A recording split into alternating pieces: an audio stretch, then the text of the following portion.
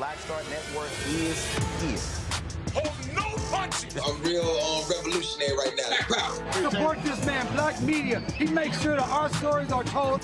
Thank you for being the voice of Black America, Roland. Stay black. I love y'all. All momentum we have now, we have to keep this going. The video looks phenomenal. See, this difference between Black Star Network and Black-owned media and something like CNN. You can't be Black-owned media and be scared. It's time to be smart. Bring your eyeballs home. You dig?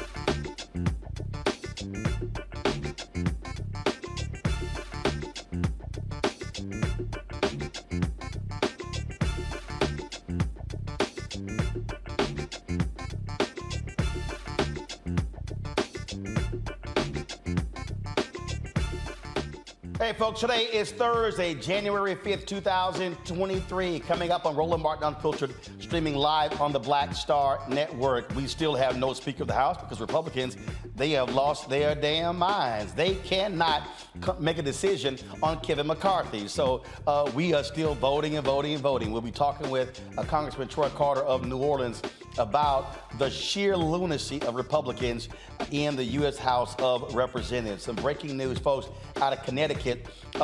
Quentin Williams, a state rep, folks, was just sworn in yesterday in the State House, dies in a car accident last night. We'll give you those particular, car accident today, we'll give you those details. President Joe Biden addressed the issue of immigrants.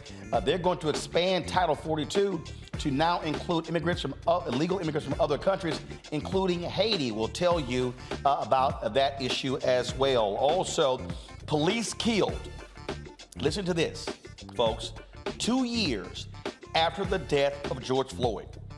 Police killed more people in 2023 than they ever have before. We'll talk to Samuel Sinyangwe, who follows this, who tracks this, and break down exactly how sad this is. Also, folks, losing belly fat, all green smoothies. How do you do a new you if you don't necessarily want to try some other ways? Well, J.J. Smith, of course, had the New York Times best-selling book on green smoothie.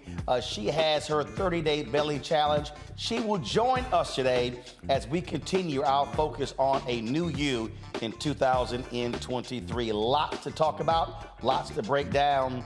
It's time to bring the funk on Roland Martin Unfiltered. Streaming live on the Black Star Network. Let's go. He's got it. Whatever the biz, he's on it. Whatever it is, he's got the scoop, the fact, the find. And when it breaks, he's right on time and it's rolling. Best believe he's knowing. Putting it down from sports to news to politics. With entertainment just for kicks, he's rolling. It's on go, y'all. It's Roland Martin, Rolling with Roland now. He's funk, he's fresh, he's real, the best, you know he's Roland Martin now.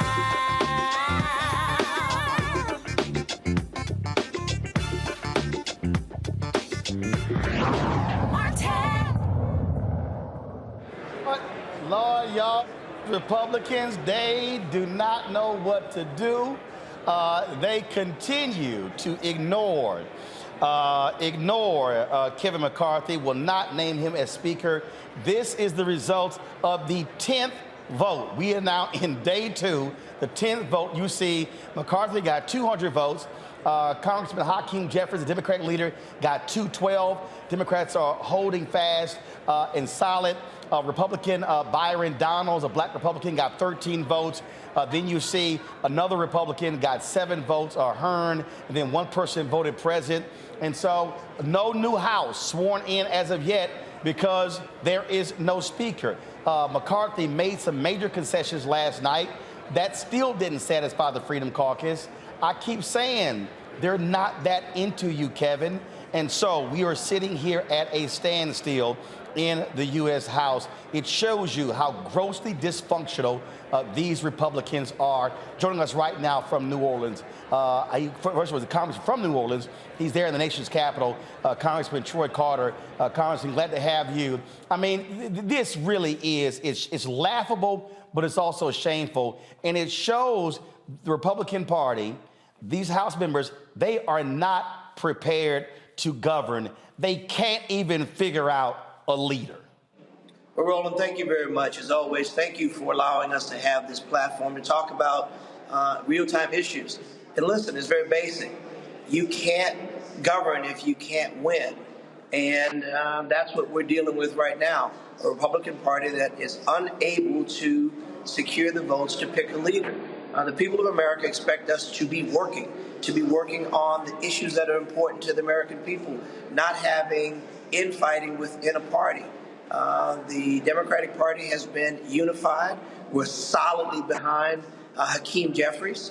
The magic number is 218.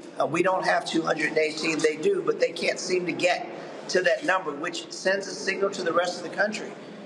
If you can't get your own members inside your conference to follow you, how do you get the American people to?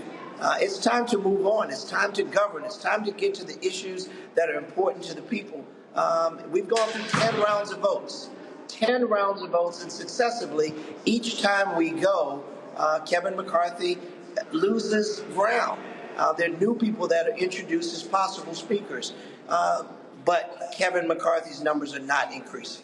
Well, and one of the things that people don't understand, you've got these new members of Congress, their families are here. They're waiting to get sworn in. They're not on the payroll. So the reality is we still are dealing with the previous Congress. So the new members, the new House members have yet to actually be sworn in. That is right, and none of us have. I mean, we are all actually right now representative-elects, even those of us that were reelected. We haven't been officially sworn in. So we are still stuck in the procedural part of getting our house in order, if you will, and the Republicans are not helping us do that. They are unable to organize. They're unable to galvanize. They're unable to put the votes together. Although they have the requisite numbers to elect a speaker, they have not been able to come to a consensus. And every day, every minute, every second that goes by that we are not doing that, the American people are not being served. And that is a travesty. That is a disservice to Democrats and Republicans and others alike. All Americans should be incensed about this inability to get the job done, inability to govern and to move the ball forward to take care of those issues that are critically important to our governance. We have a war in Ukraine right now defending democracy that we've invested in greatly. We have crime on the streets of America. We have people who are hungry, people who are homeless. We have mental health issues. We have environmental issues. We have work to do. And every second that we continue to do the foolishness that we're doing now takes away from the attention that the American people sent us to Washington to do. And we've got to do better. One of the things that, as we examine what's going on here, again, you hear some people out here who are saying, well, Democrats should step up. They should do the right thing and help Republicans out of this bind. Well, Democrats are steadfast. They're saying our votes are behind our guy, Hakeem Jeffries, at 212. What do you make of the people who suggest that Democrats should save Republicans from themselves? Well, the better perhaps would be, why don't just 6 of Republicans come over to the 212 Democrats and we can get this thing fixed a lot easier. That would be an argument that we could easily flip back. So it's not as easy as suggesting that we would go and help the Republicans or Democrats help the Republicans or Republicans help the Democrats. It's about helping the American people. And listen, our votes are secure. Our numbers are not splintered. Our numbers are not divided. The Democrats are securely in place to support Hakeem Jeffries, the unanimous nominee of the Democratic Party. It's the Republican Party who can't seem to get their ducks in a row, to get their house in order. We can and are ready and have demonstrated for the last 2 years, the 117th Congress has had the kind of passage of bills, resources, $1.2 trillion for infrastructure, $1.7 trillion for a spending bill. Listen, we've been working. And when we were in charge and we were in lead, the American people saw progress. Now the Republicans are in charge and we aren't seeing progress. That is a perfect split screen to look at what happens when people are prepared to lead and when those are not. Democrats are prepared to lead and Republicans appear to be in a state of turmoil. Kevin McCarthy last night made some concessions to the Freedom Caucus. Came out today, nothing changed. It's abundantly clear they don't like him. I don't know what you're hearing, but is there any point he is going to get the message and realize they're not backing down, so he's going to have to step aside like he did previously? I would certainly hope so. You know, ransom has been requested. It appears that ransom has been met, but the hostage has still not been released.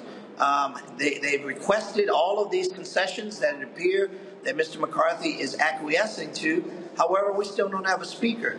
And at some point, and I suggest the point is now, if Mr. McCarthy does not have the votes, that he step aside and let someone who can get the votes come forward so we can move forward and take care of the people's business.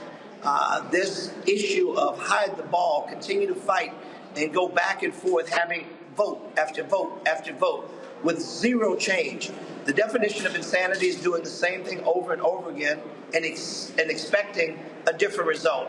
This is insanity. Now, give us a sense of, first of all, what's happening there on the floor. First of all, let's go live to the floor where they're actually reading the latest vote total.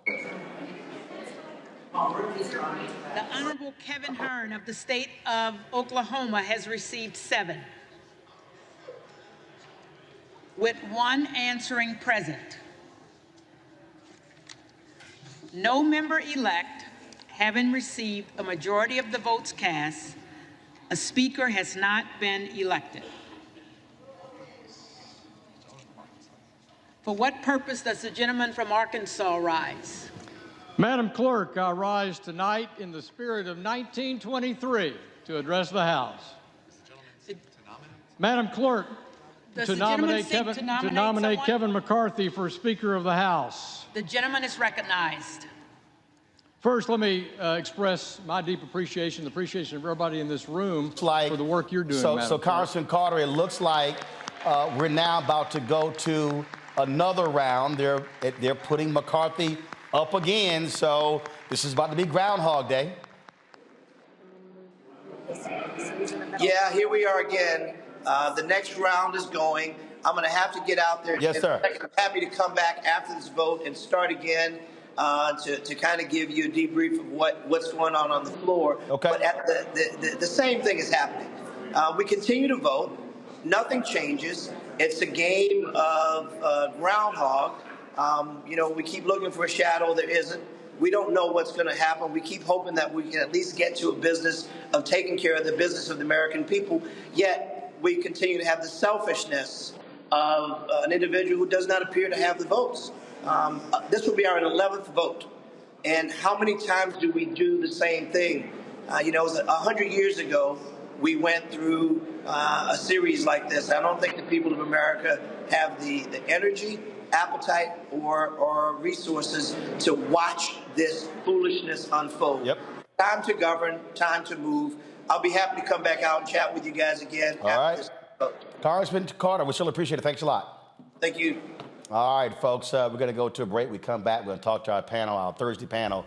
I know Greg Carr, Reese Colbert, and Erica Savage got something to say about this nonsense happening on the floor of the U.S. House.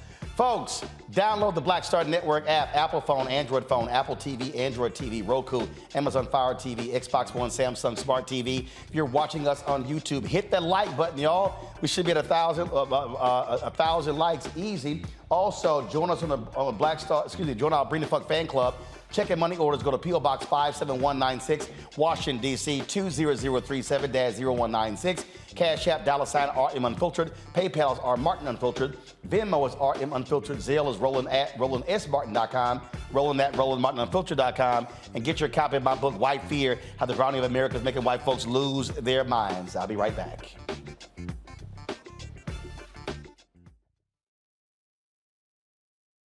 I love directing.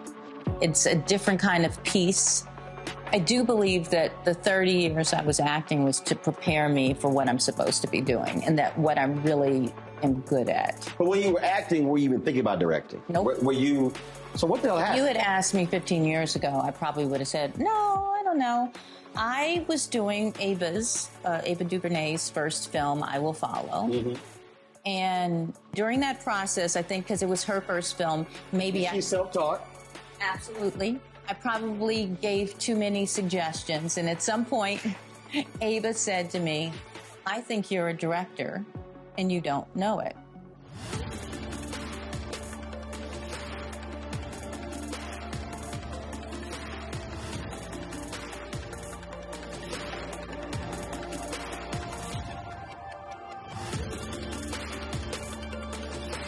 When you talk about blackness and what happens in black culture, we're about covering these things that matter to us, speaking to our issues and concerns. This is a genuine people-powered movement. There's a lot of stuff that we're not getting. You get it, and you spread the word. We wish to plead our own cause. Too long have others spoken for us. We cannot tell our own story if we can't pay for it. This is about covering us. Invest in black-owned media. Your dollars matter. We don't have to keep asking them to cover our stuff. So please support us in what we do, folks. We want to hit 2,000 people, $50 this month, raise $100,000. We're behind 100,000, so we want to hit that. Y'all money makes this possible. Check some money orders. Go to P.O. Box 57196, Washington, D.C. 20037-0196. The Cash App is $RM Unfiltered. PayPal is R Martin Unfiltered. Venmo is RM Unfiltered. Zelle is Roland at RolandSMartin.com. Carl Payne pretended to be Roland Martin. Holla! You are watching Roland Martin, and I'm on his show today. And it's, what, huh? You should have some cue cards. Hey, what's up, y'all? It's your boy, Jacob Lattimore, and you're now watching Roland Martin right now.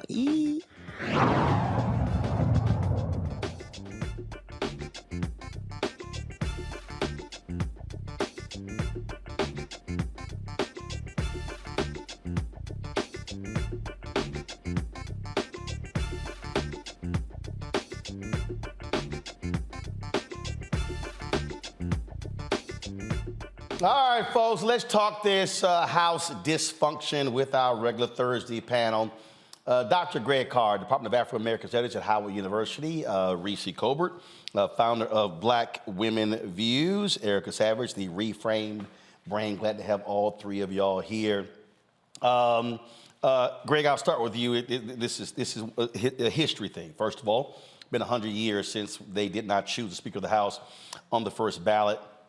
We showed this tweet a couple of days ago. Michael Beckschloss talked about how in 1855 there were 133 votes before a speaker is chosen. So when I'm watching these shows and people are talking about, oh my God, we've never seen this. Yes, we've never seen this, but it's not like it hasn't happened.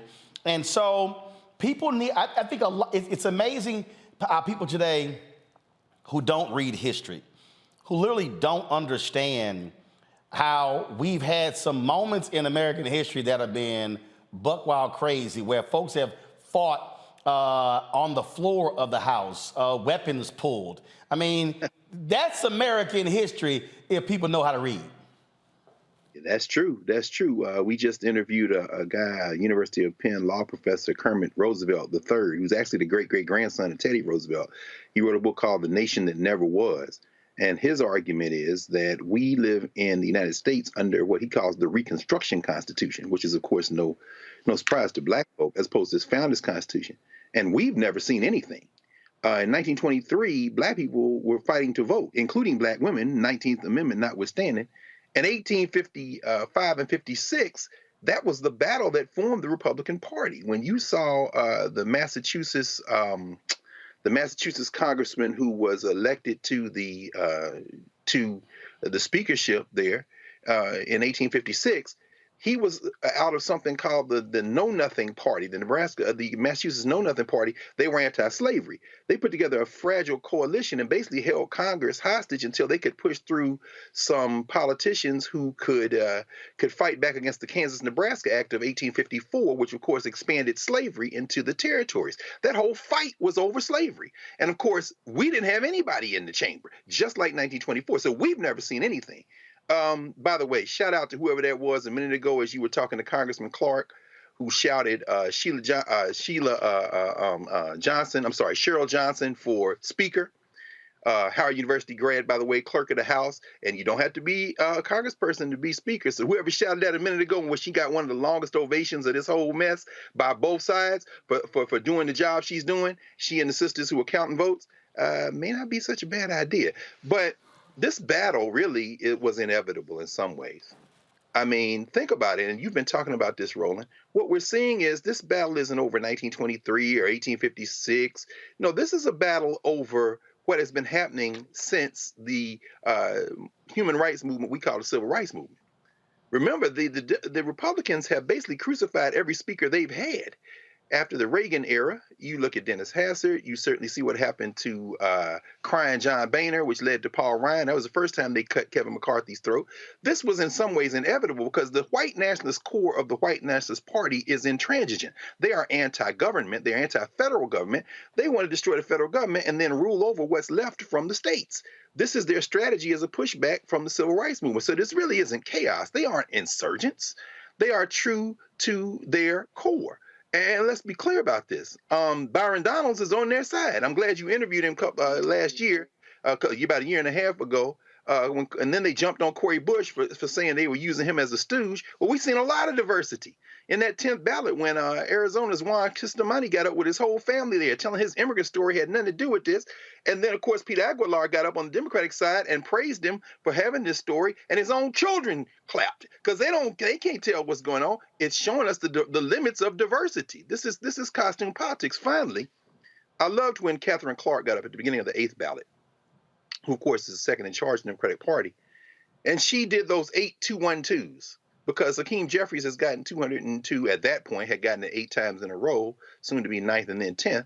But then she did the litany of what these people have voted against, which includes Kevin McCarthy, whether it be vaccines, whether it be $34 a month insulin, whether it be lowered health care premiums, whether it be defending LGBTQ rights or voting rights, whether it be the George Floyd Justice and Policing Act, which Donald's voted against, whether it be manufacturing bills, clean energy, equal pay for women, family leave, all these things they voted against.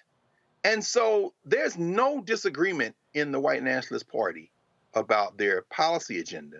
All they have is the disagreement over Kevin McCarthy being the one to lead it, because as you said yesterday, Steve Scalise would be just as bad. You know, it's interesting, Reese, when I think about how a lot of these mainstream media folks just acted a fool when the squad held their votes on an issue on the Democratic side. That ain't nothing compared to this. So that's one.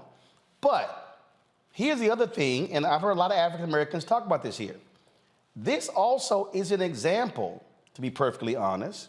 When you look at the Congressional Black Caucus, once they're sworn in, there are 57 members. You know, when Democrats were in control, they literally could have done the same thing and said, ain't nothing moving unless we get this. We know the Freedom Caucus folks are crazy. We know that. But this is what you do when there are slim majorities and you know you have the numbers. You can stop stuff from happening if you're willing to stay unified to do it. Yeah, but the Democrats don't disagree. I mean, all of the priorities for the CBC passed in the House. So in fact, actually, hold tight 1 second. I want to go to the Florida House to see one of the CBC members speaking. Go ahead, go. Overturn an election. And the country, yet again, did what it has done before. It looked to House Democrats to lead and to govern. And that is exactly what we did when we certified the election and we safeguarded the transfer of power.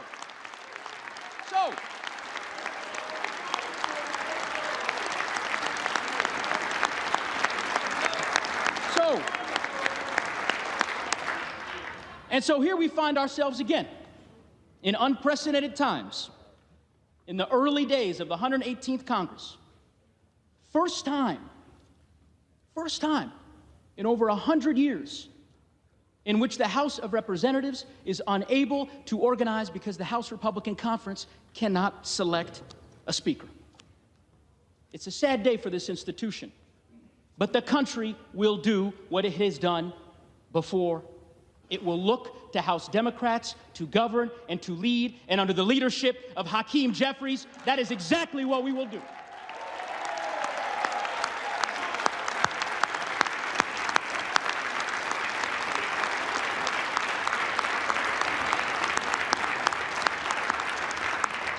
Now, you have heard from so many over the course of the last 3 days about the wisdom, the leadership, and the talents of this extraordinary leader from Brooklyn.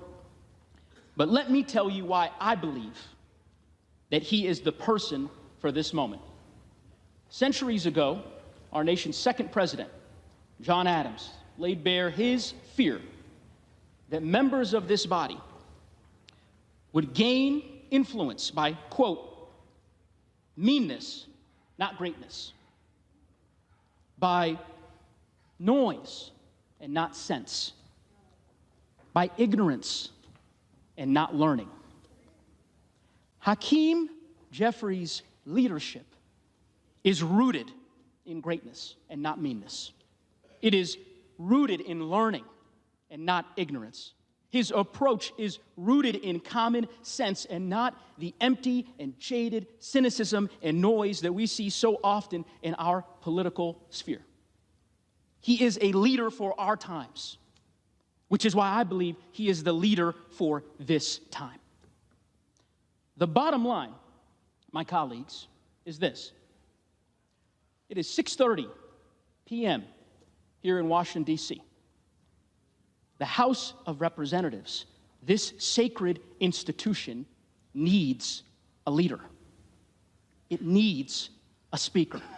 It needs a leader who will inspire us.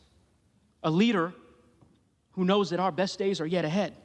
A leader committed to our communities and our Constitution and our country. And I am here to tell you that leader is Hakeem Jeffries of the great state of New York. We're going to go to a break. Reese, I want you to finish your point when we come back from the break. That was the congressman, of course, from Colorado, going into his second term. All right, folks, we'll be back in a moment right here on Roland Martin Unfiltered on the Black Star Network.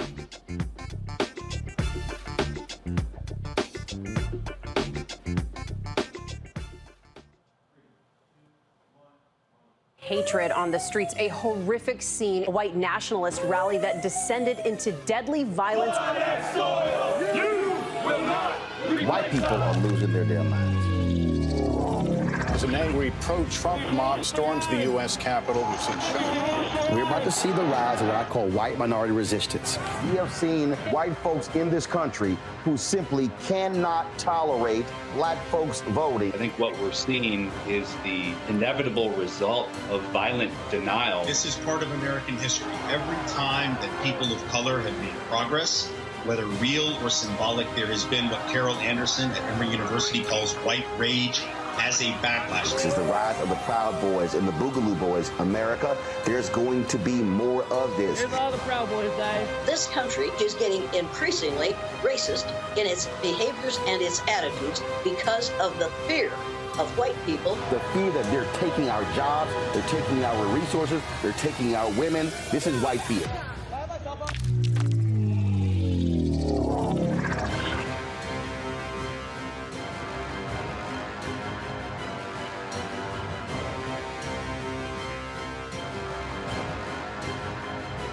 Next on the Black Table with me, Greg Carr.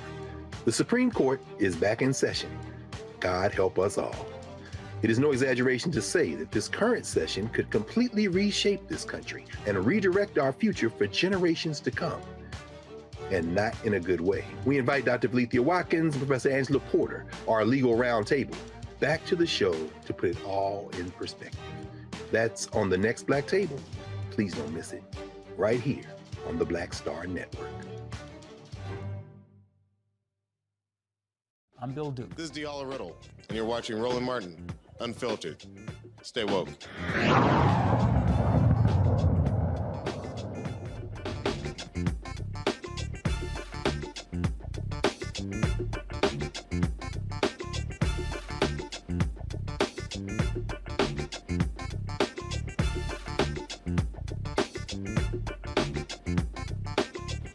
All right, folks, welcome back. Reese, you were speaking before we went to the floor of the House. Go ahead with your comments about this fiasco, this circus we keep seeing about Republicans.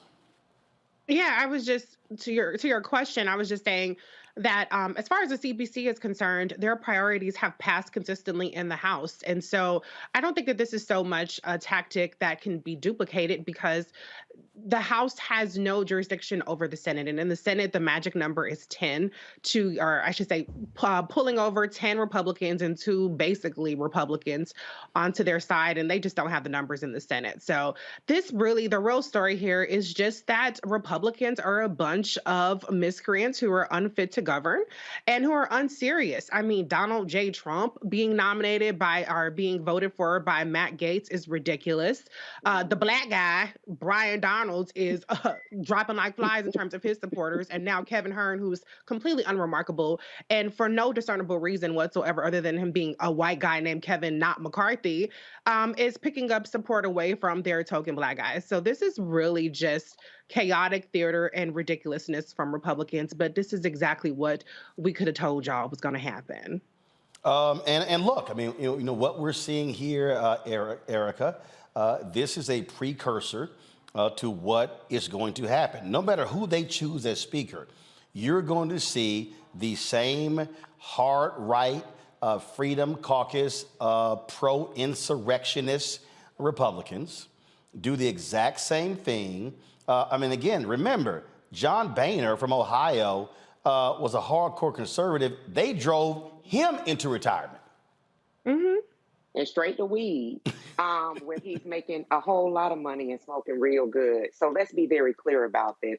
We have seen this playbook before. Most recent talking and thinking about Barack Obama. And so, of course, we know that Mitch McConnell's goal was to make him a one-term president. But we saw out of that whole revolution, so to speak, of the Republican Party, or their coming out party, so to speak. We then saw the Tea Party rise up, arguing for limited government. What they were really doing is setting the stage, and the stage has been prepared over the course of history. Let's be clear. We plainly understand that. But when we're talking about modern times, making sure that people have a clear understanding of who they believe should be running this country. And it has always been about global white supremacy. That is something we've talked about this show in length.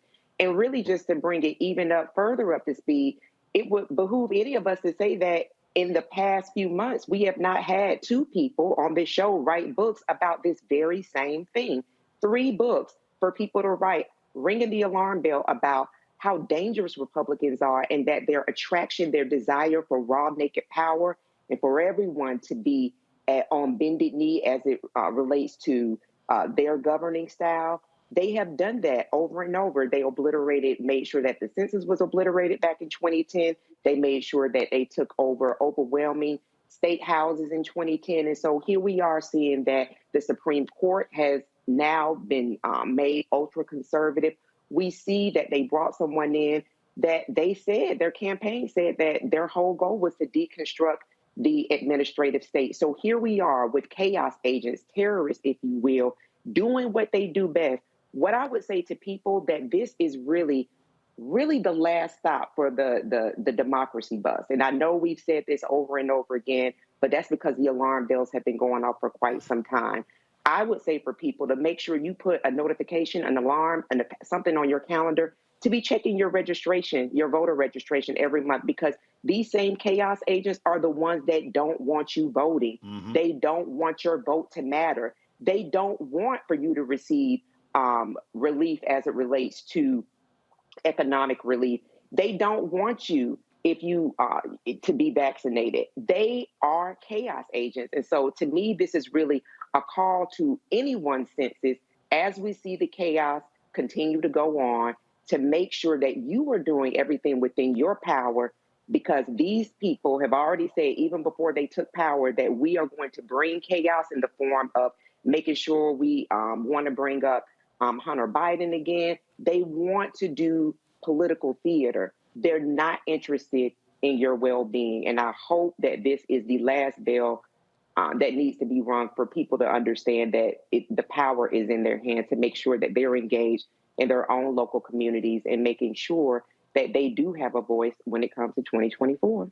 Greg, I remember when I was on CNN, and this was when the Tea Party rose up. And I remember hardcore conservative Eric Erickson was applauding the Tea Party, saying, we hope those people go to Washington and then they don't let anything get done. And I remember then Bill Bennett, who's also hardcore conservative, he literally was like, that's stupid. He said, you're an idiot because you want to win to actually get stuff done. He's like, if you're going to go there and say no to everything, he said, what the hell is that? What's the point of having the power? The fact of the matter is, when you talk about the Freedom Caucus, these folks, they want to shut everything down. See, everybody keeps just solely talking about how they don't like Kevin McCarthy. But I want you to listen to actually what they're saying. Let's go live to the floor, because this is the nomination of someone other than McCarthy. I want you to listen. Of our education system, K-12, college campuses, indoctrination of our kids. We're in crisis with the weakening of our military with these NDAA bills. We're in crisis with trampling on our most basic and essential freedoms over the last 2 years in ways we couldn't have imagined pre-2020. Whether we can assemble, whether we can worship, whether we can earn a living, whether we can travel, what we have to put on our face, whether or not what we have to take into our body, whether or not we have to disclose what we've taken in. Trampled in ways we couldn't have imagined just a few years ago. The greatest reflection of where the people in the country are is the House of Representatives. And the people spoke back on November 8th and gave the majority by some 3 or 4 million votes to the Republican Party. It's not the White House, it's not the Senate, it's the people's house that reflects where the American people are, and they've trusted us on this side of the aisle with the leadership of this House. So Greg, if people pay attention, first of all, these folks, they hated the omnibus bill. These are the people, they hate earmarks. They obviously, you hear, they cannot stand the COVID vaccine. I keep telling folk, don't just call them crazy, pay attention, because they got elected. There were people who voted for them, for Boebert, for Green, and others. They sent the crazies there. These people are a danger, but you better listen to them, because they are holding power in their hands by holding up the entire House. It's true, Roland. But like any fever, it reaches a pitch and then it breaks. This actually is very interesting. This could be very encouraging. I encourage the White Nationalist Party to take a jackhammer to itself. And you're absolutely right. They hate earmarks until they can claim credit for them. Shout out to Elise Stefancic, a real toady. Not a true believer like that veteran swimsuit model and Turning Point USA Macalite, Anna Paulina Luna, who was the last person to nominate Byron Douglas. But Elise Stefancic loves the earmarks, and they all do when they come to their districts. But what we're hearing from Bob Good there is very consistent. As you said, they are against everything. And as you say, when you evoke Bennett from a generation ago, when you evoke some of those GOP lawmakers sitting there in the chamber today who do have a policy agenda, then you're seeing the internal debate in the White Nationalist Party. The hardcore of it has been driven by Trumpism, but Trumpism is a symptom of a much larger malaise, as Erica just laid out, and as you've been talking about, and Reese as well. This is a fundamental battle over the nature of the polity that we call the United States of America. They have never wanted anybody to rule it other than them. And if they can't rule it, they want it destroyed and dissolved. This is very clear. Tomorrow will be the second anniversary of when their friends, with the collusion of some of the very people in that chamber, stormed the United States Capitol and attempted a coup d'etat. They wouldn't even vote to impeach the President of the United States who helped foment the coup, or to prosecute, or to even award medals to the officers who defended their lives. This is a battle which ultimately may accrue to all of our benefit. Now, and with this, Hakeem Jeffries has been playing this pitch perfect. Sitting there watching him basically run for Speaker of the House in 2024, if not 2022, and maybe even President of the United States in 2028. What you see on the Democratic side, politics notwithstanding, is this mosaic of America that is also linked to policy. Right. About 15 seconds. Okay. Actually, I want to do this here. Actually, just hold on. I'm going to go to the break, then we'll come back. We'll do one more segment on this because I need the folks watching to understand what is actually happening here. Because trust me, it is going to have an impact on us because it is about policy. And these folks, they're in power on the state level. So what you're seeing is not an abnormality. You're not seeing an aberration. You're actually seeing the modern day Republican Party. You're watching Roland Martin Unfiltered on the Black Star Network. Download the Black Star Network app, Apple phone, Android phone, Apple TV, Android TV, Roku, Amazon Fire TV, Xbox One, Samsung Smart TV. If you're watching us on YouTube, hit that like button. We'll be right back.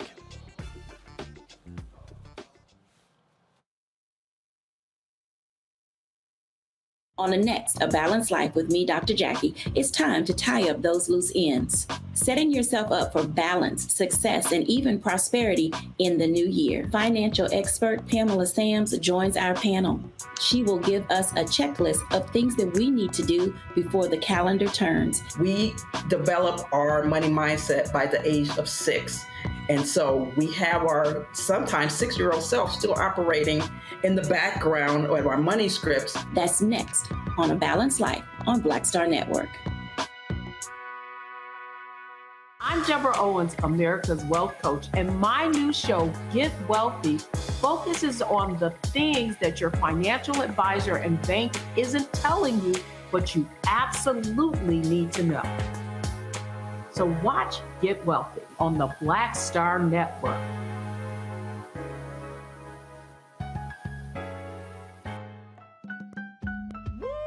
We're all impacted by the culture, whether we know it or not. From politics to music and entertainment, it's a huge part of our lives, and we're going to talk about it every day right here on The Culture with me, Faraji Muhammad, only on the Black Star Network.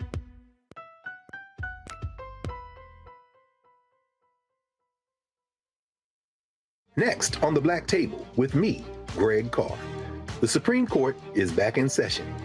God help us all. It is no exaggeration to say that this current session could completely reshape this country and redirect our future for generations to come. And not in a good way. We invite Dr. Valethia Watkins and Professor Angela Porter, our legal roundtable, back to the show to put it all in perspective. That's on the next Black Table. Please don't miss it. Right here on the Black Star Network. Y'all know who Roland Martin is. He got the ascot on, he do the news. It's fancy news. Keep it rolling. Right here. Rolling. Roland Martin. Right now. You are watching Roland Martin, Unfiltered. I mean, could it be any other way? Really? It's Roland Martin.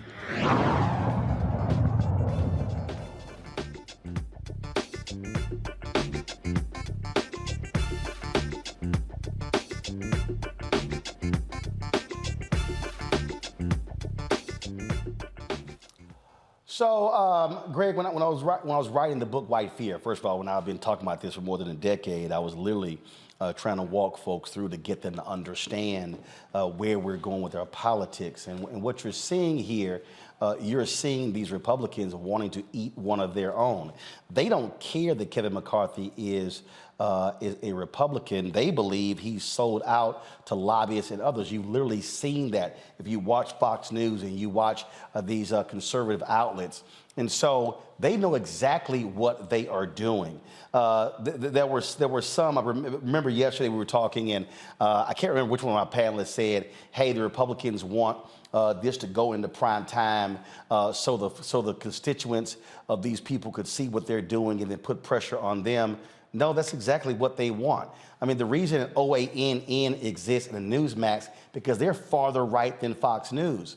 And so these folks, they have a very clear agenda, and it is one that is vertical, it is horizontal. It's the Fairless Society.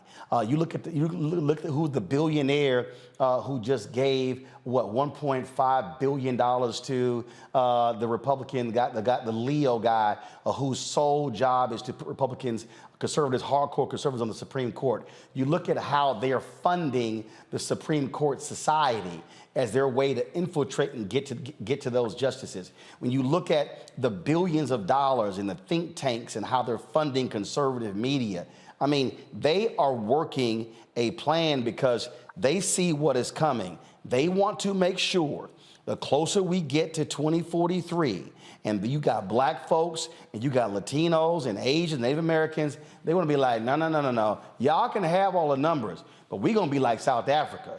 We still going to control the economic power, and we still going to be running the country.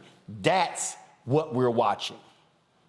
Absolutely. There's so many moving parts. I mean, I'll go back to 1856 again just for a second to underscore the point you're making. The coalition that eventually elected a speaker after 133 ballots on 103 to 214 plurality, they suspended their regular rules, was a combination of free soilers who were against slavery, elements of the Know Nothing Party in the North that embraced anti-slavery because many of the Know Nothings who were staunch Catholics, anti-immigrants, were okay with slavery, and a patchwork of other people who coalesced, some of them ending up by the end of the decade, a little bit that year, in something called the Republican Party. It was a coalition that looks a lot closer to European-style democracies, where I don't agree with you on anything except this. So I'm going to come with you, and we're going to at least move the wheels of government. Fast forward to yesterday and the day before. We see Paul Gosar, who made a video killing AOC, sitting with her in the chamber. Now, allegedly, the conversation was around a rumor that had been floated that AOC and some others had said that, well, there are some things we agree on and perhaps we can do some coalition. She was telling him, oh, that's not the case. To your point, Reese, the Democrat Party is unified. Now, the squad is not the white nationalists. Why? Because, hell, I agree with a lot of Rashida Tlaib, and by the way, there is no Congress because Summer Lee, one of my former students, hadn't even been sworn in yet. Nobody has. The head of that chamber is Sister Johnson. But in the meantime, these folks who realize they want to end homelessness, they want to get benefits, they want sisters to have their rights preserved in LGBTQ, they are not so dead set in their agenda that they're not going to make policy common cause with a party that said, if we can't get all of that now, we're going to at least hold together to move the ball forward. Now, that's not the same as the other party. The other party is about destroying the enterprise. So AOC shut that down real quick. On the other side, you got George Santos, if that is his name, increasingly comfortable. At the beginning of this thing earlier in the week, he's sitting there by himself, and there's a kid sitting next to him who looked like he was stinking too, wouldn't even talk to the guy. Now he's walking around patting backs, talking. Why? Because slime like Santos can be embraced in a party where that's the point, to your point. And so I guess what I'm trying to say is to underscore exactly what you said. What we're dealing with at this moment looks messy, looks tragic, looks problematic, but was inevitable and will ultimately, if we can just hold together, and I mean people who believe in our common humanity, might end up with the fever breaking in this country. Because what the Republican Party is doing right now is what they have been setting up to do for quite some time. The grandfather of this, of course, Newt Gingrich, sitting back. Did I do that? Yeah, you did that. Because Gingrich wants to govern. Bennett wanted to govern. McCarthy and them want to govern, But in order to do it, they sold their soul to white nationalists whose whole lives are based on white supremacy, white Christian nationalism, and they are saying to themselves, we don't even want a country if we can't run it. Well, guess what? The bill has come due. Let this thing fall. Do you understand? This is what we've been talking about, as Erica said, all along. The thing here, Reese, again, for the folks who are watching, when I interviewed Congressman Horsford, and folks, pull that back up, y'all. I think he said, if we win 7,000 votes, we have the majority. He said 7,000 votes. And we got folk who, you got these crazy folk out here, I ain't even gonna waste my breath naming them, who run around and talk about, don't vote, we ain't getting this, we ain't getting that. And I always say, well, the stuff that y'all say y'all want, you damn sure can't get if you don't vote. And then who the hell's gonna give it to you?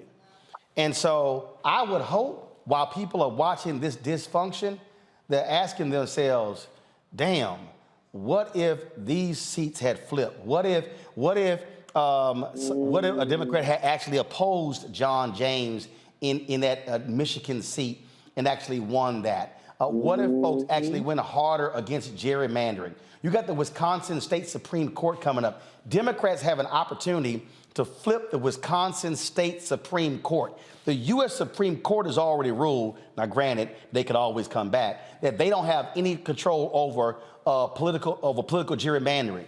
If you get Democrats controlling the state Supreme Court in Wisconsin, you can now bring that case back up and literally outlaw political gerrymandering in Wisconsin. That could flip that state, and you can pick up anywhere two or three seats. The pressure is being put on the governor of New York right now not to appoint a conservative to the New York Supreme Court after their previous ruling.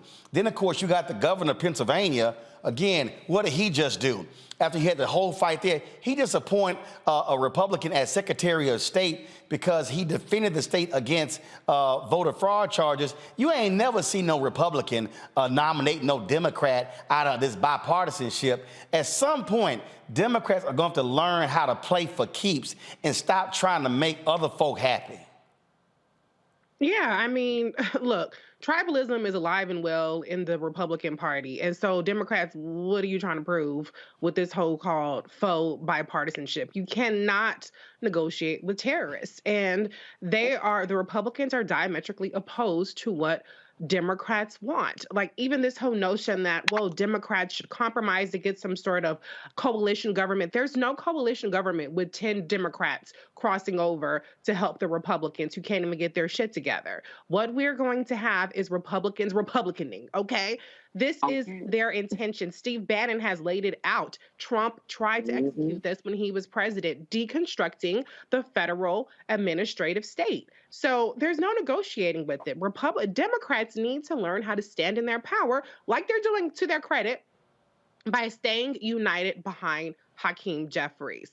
They are, for once, I should say, holding it completely together and showing in a show of force. But the reality is that Republicans play for keeps every time. What is happening right here is intentional chaos by the Republicans. And it does have an impact on people. Like, for instance, if you are one of those people who procrastinate and you didn't get your passport and you got 3 days to get your passport, your congressman ain't gonna be able to help you with this situation, okay? Because the Congress people are not in a position to help their constituents with casework. So this does have actual real consequences for people.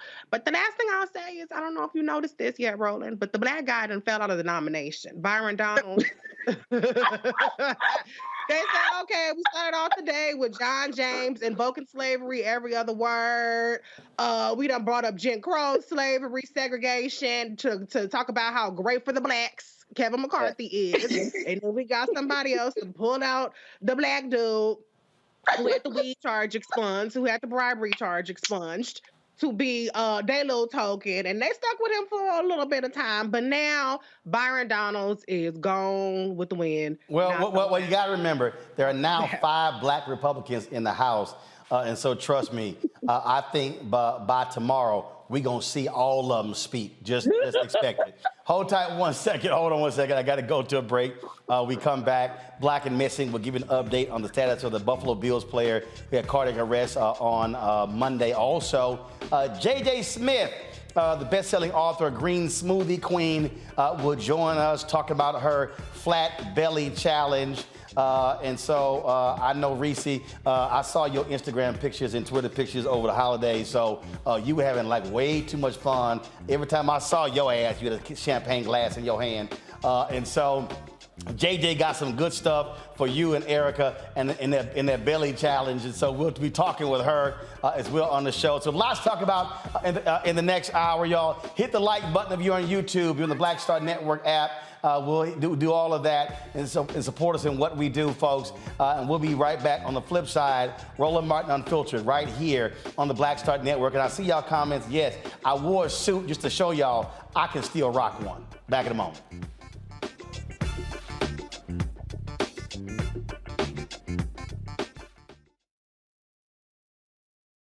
I love directing. It's a different kind of piece. I do believe that the 30 years I was acting was to prepare me for what I'm supposed to be doing and that what I really am good at. But when you were acting, were you even thinking about directing? Nope. Were you, so what the hell happened? If you had asked me 15 years ago, I probably would have said, no, I don't know. I was doing Ava DuVernay's first film, I Will Follow. Mm-hmm. And during that process, I think because it was her first film, maybe She's self-taught. Absolutely. I probably gave too many suggestions. And at some point, Ava said to me, I think you're a director and you don't know it.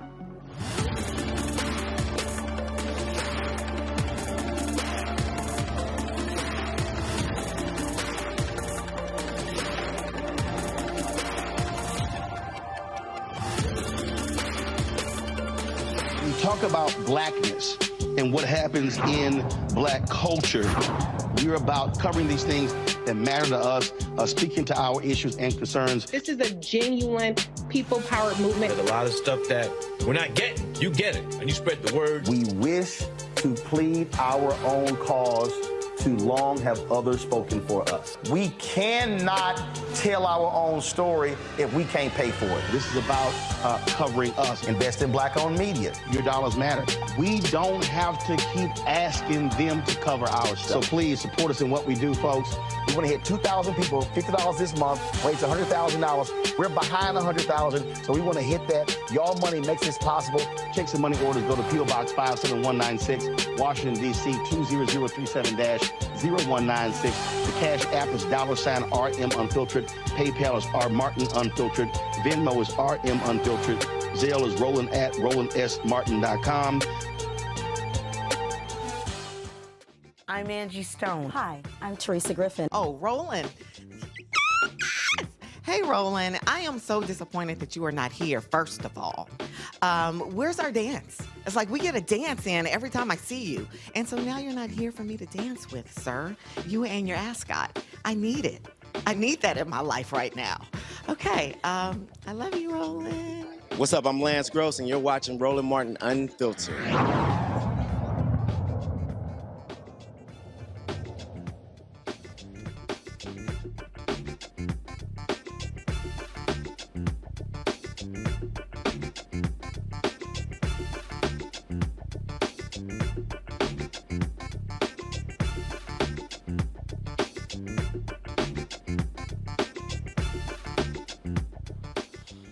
Folks, last year in the United States, police killed more people than they have at any other time in American history.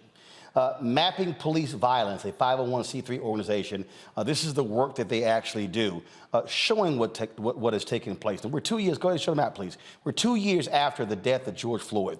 And you thought all the conversation about police violence and all the discussion about what accountability would change things. But the reality is police killed American citizens at an unprecedented rate of 3.2 deaths daily.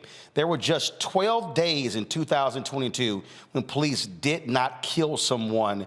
Now, 1,176 people in every state, including local and state police, county sheriff's deputies, and federal agents, actually killed folks. Black men accounted for the highest number of deaths in police encounters.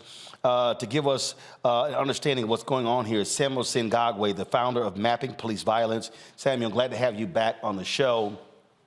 All of these people, all of these folks went after Democrats talking about defund the police and how they were wrong, and then Democrats responded, oh my God, the whole scary thing about violence, the attacks against cash bail in Harris County and New York and Chicago and other places, and people were demanding accountability. And what are we now seeing? We're seeing the massive number of people killed by cops. So what the hell happened to the accountability?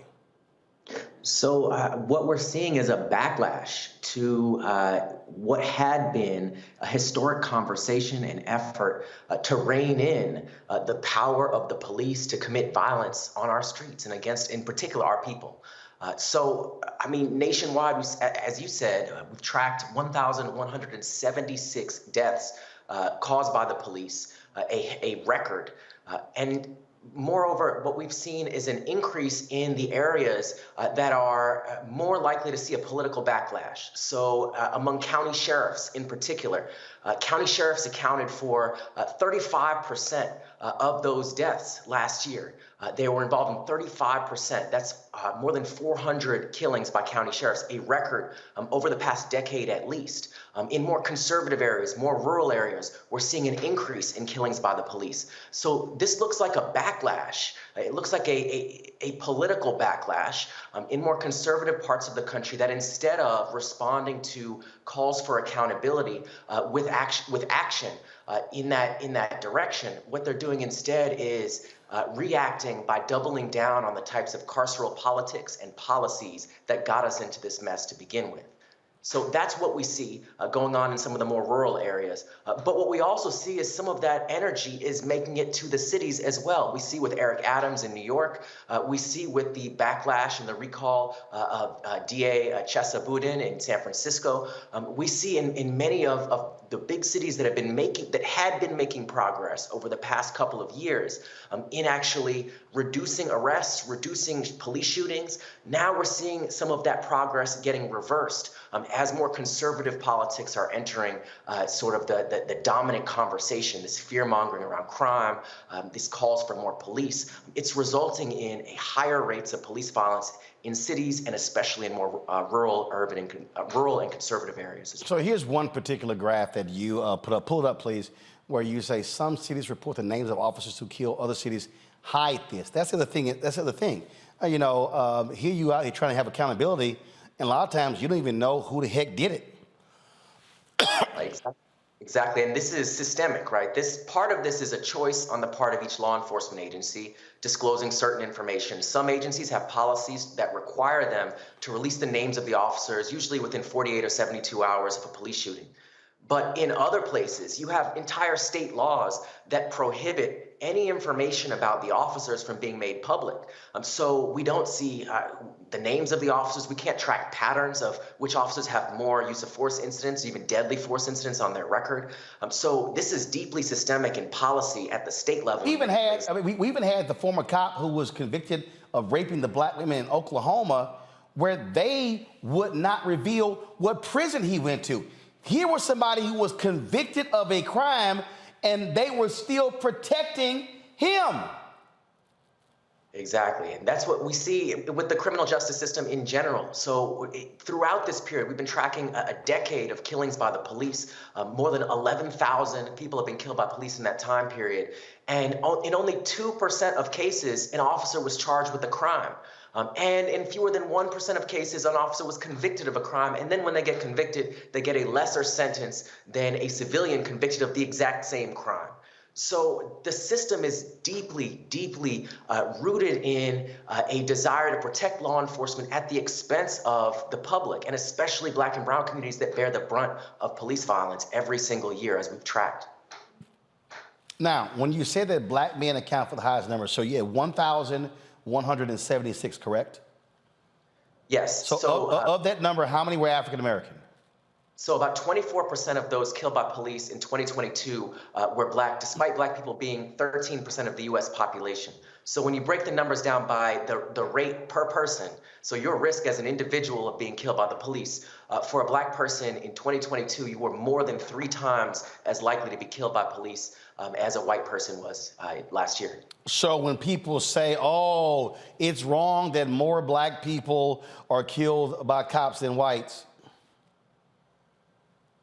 I mean, the fact is that this is happening in almost every city of the country. These disparities are consistent year over year. They're systemic. In 48 of the 50 largest cities, there are higher rates of police violence against Black people than white people. So, I mean, we're seeing this in every state, in almost every state, in almost every city. So this is a nationwide issue. It's not going to be solved by, investigating 1 or 2 or 3 departments or passing a local ordinance in 1 or 2 city councils. This has to be a nationwide effort to address this at every level, local, state, and federal.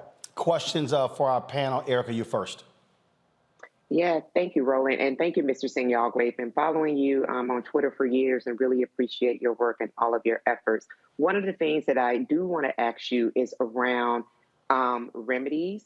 So because you are an activist, because this is the lane that you absolutely dominate, have you seen any efforts that have worked on the ground in terms of helping people feeling like there is some remedy they can do around this police violence that's pervasive across the country?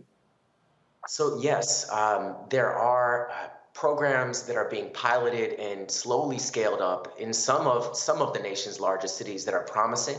And they're promising in part because they are creating real effective alternative responses to some of the types of situations that we see year after year, continuously resulting in 100 or more killings by the police. So those are situations like traffic stops, routine traffic violations, situations like mental health calls or welfare check calls, situations like low-level nonviolent offenses in which the police are oftentimes enforcing what they believe what they deem to be crimes, but what really are crimes of poverty. What are people who need help, people who don't have the resources and oftentimes don't have access to treatment for mental health or substance use or other issues. And so ultimately, in some cities, we have seen over the past many years reductions in arrests for some of those low-level issues, reductions in arrests for things like disorderly conduct, liquor violations, drug possession, particularly marijuana possession, crimes related to sex work. So California recently just passed a set of laws that move in the direction of decriminalization for sex work, as well as things like jaywalking, other low-level issues that the police routinely arrest people for. So those efforts are really important and are promising because when we break down the numbers, the majority of cases in which people are killed by the police each year involve one of those types of situations. So a traffic violation stop, a low-level offense, a routine disturbance, other situations like that, a mental health welfare check. So those are promising efforts. Denver, the STAR program is one example where they've responded now to over 3,000 mental health calls with mental health clinicians instead of the police responding.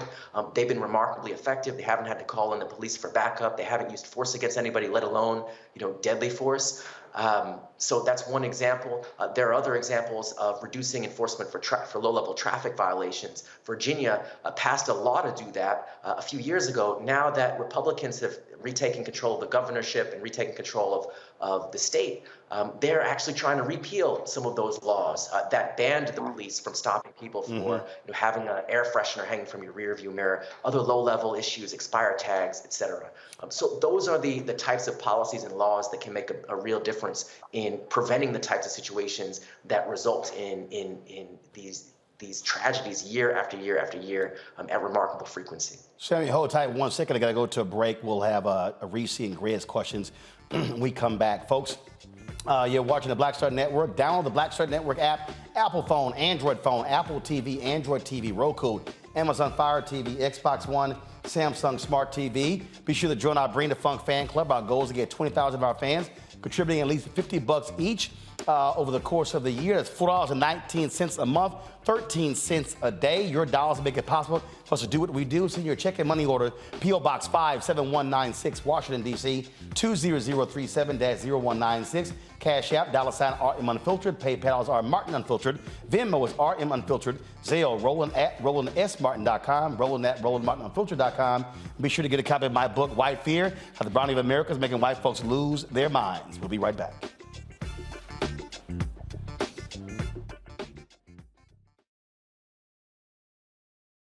Hatred on the streets, a horrific scene, a white nationalist rally that descended into deadly violence.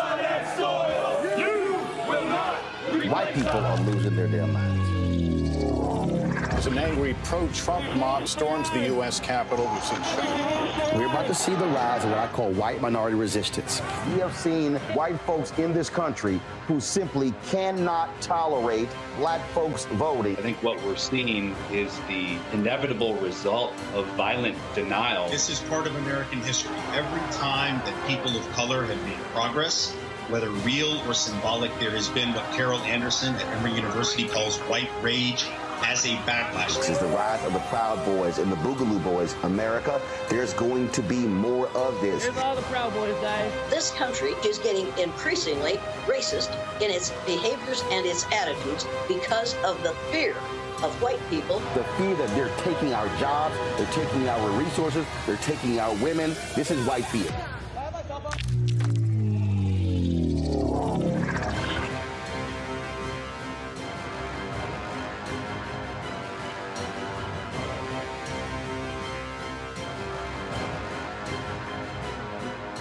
On the next A Balanced Life with me, Dr. Jackie, it's time to tie up those loose ends. Setting yourself up for balance, success, and even prosperity in the new year. Financial expert Pamela Sams joins our panel. She will give us a checklist of things that we need to do before the calendar turns. We develop our money mindset by the age of 6. And so we have our sometimes 6-year-old self still operating in the background of our money scripts. That's next on A Balanced Life on Black Star Network. You want me to do something crazy, but I don't know what to do. I'd rather just sit here. I'm Chrisette Michelle, and you're watching Roland Martin, Unfiltered. I mean, could it be any other way? Really? It's Roland Martin.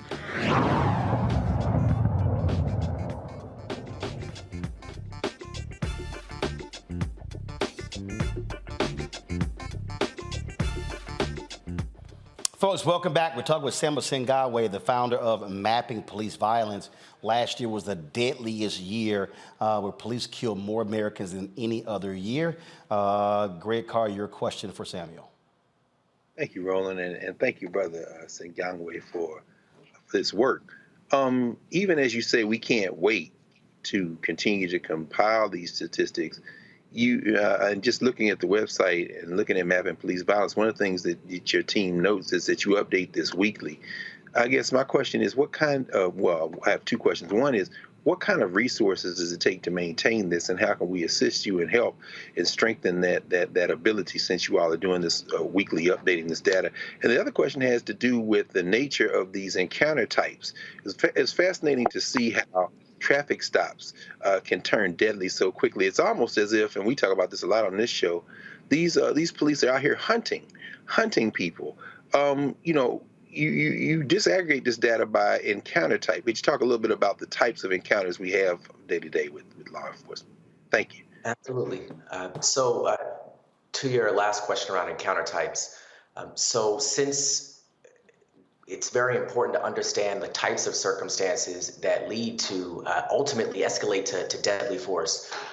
Right now, we have data going back to 2017 through now 2022 coded by encounter type, and then we have further data going back to 2013 that we're working on coding as well. But so far, it's been remarkably consistent year over year that the data doesn't comport with the narrative that you hear from the police, from conservative circles, And that narrative is one that largely centers violent crime as the root of police violence, right? So you hear the police say, well, police are responding to violence or an increase in crime, and so they're in dangerous situations, and that's why they're using deadly force. That narrative doesn't comport with what we actually see in the data. In the data, we see that violent crime accounts for every single year since 2017.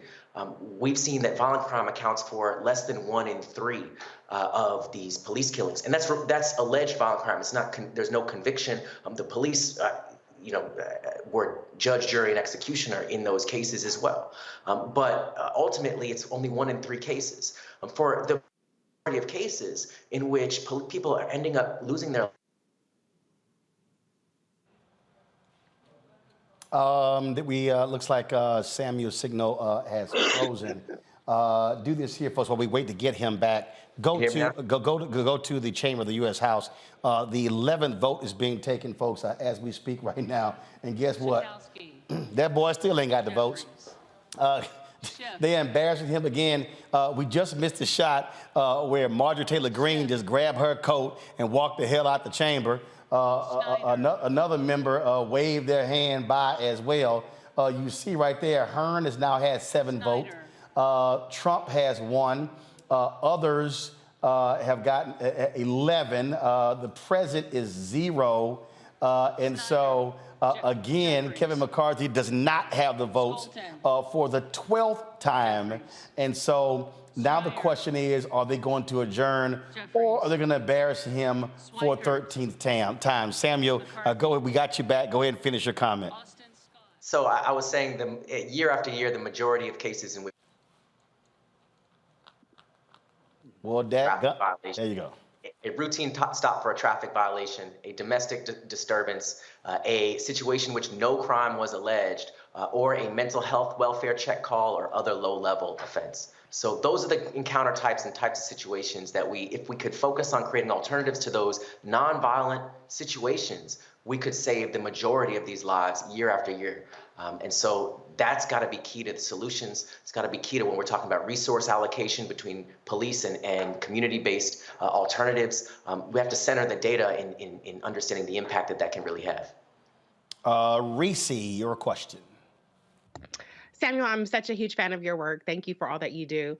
My question is around, I don't know, I'm sure you've heard about San Francisco and the debate they've been having over police robots being able to use deadly force.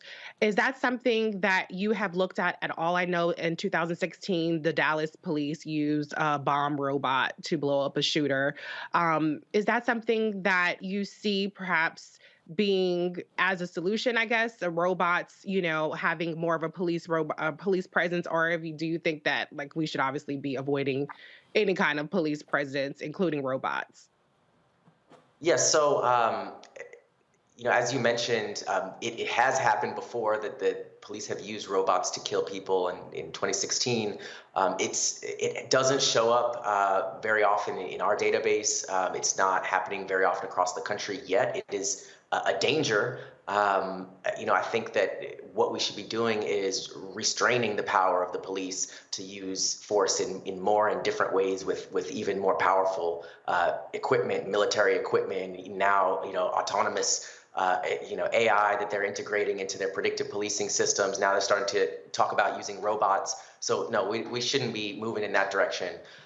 There's not a whole lot of research on robots using deadly force in a domestic policing context, although we should be mindful of the way in which when we're thinking about drones in how they're being used in warfare right now and how they have been used. They have been incredibly lethal. They have caused a lot of harm across the world. So I don't think we should bring that home domestically, and we should probably be not doing that abroad either.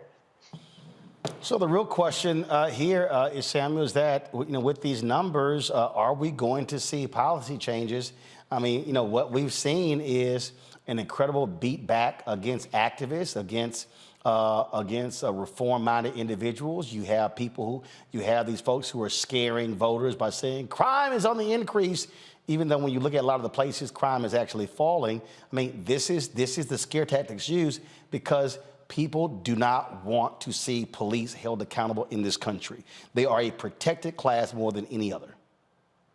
So the good news is that now that we're in January, many states are starting their legislative sessions. The opportunity is now to get in touch with your state legislators and push them to adopt the kind of policies that can make a difference here, that can prevent the police from stopping people for these low-level traffic violations like they've done already in passing a law in Virginia, that can create and fund alternative responses to mental health issues like they've done through the Crises Act in California. So there are some examples, some promising practices and even laws now that we can point to. We also need better data collection. And this is something that might be able to get more bipartisan support in many states. But there are examples, for example, in New Jersey, where they publish use of force data. They collect data from 98% of the law enforcement agencies within the state. They publish individualized use of force data for every use of force incident, fatal or non-fatal, within the state. They have information on the officers involved, et cetera. They do that at a state level, and there's no reason that can't be the rule everywhere else. Again, what I'm hopeful is that we do see some action, and again, it just comes down to accountability. And unfortunately, we have a society where politicians, they are so scared to death. These police unions, they use their money, they weaponize their unions to go against folks. Look what happened in Harris County, where they went after all of those judges who supported bail reform. For those, they literally supported DAs, who were prosecutors who ran against those judges, and they barely beat them back. 4 of those judges lost their positions because they did not want to see criminal justice reform. That's what we see in this country, and they definitely don't want to see cops held accountable.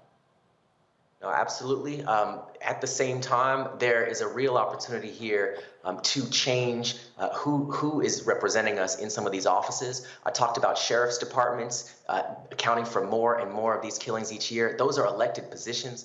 You can change who's the sheriff. We can figure out what a slate of candidates should look like that should replace the folks who are in these roles that are doubling down on the carceral policies that are continuing to ratchet these numbers up year after year after year. All right, Samuel, we appreciate it, man. Thank you so very much for your great work. Thank you.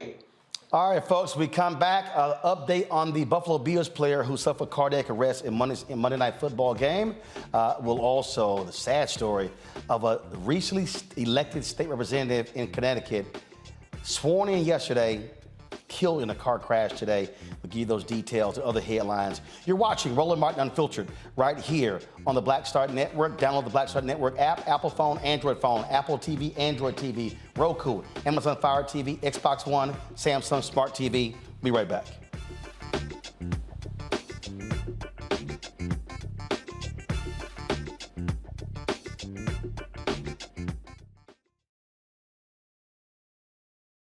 When you talk about blackness and what happens in black culture, we're about covering these things that matter to us, speaking to our issues and concerns. This is a genuine people-powered movement. There's a lot of stuff that we're not getting. You get it, and you spread the word. We wish to plead our own cause. Too long have others spoken for us. We cannot tell our own story if we can't pay for it. This is about covering us. Invest in black-owned media. Your dollars matter. We don't have to keep asking them to cover our stuff. So please support us in what we do, folks.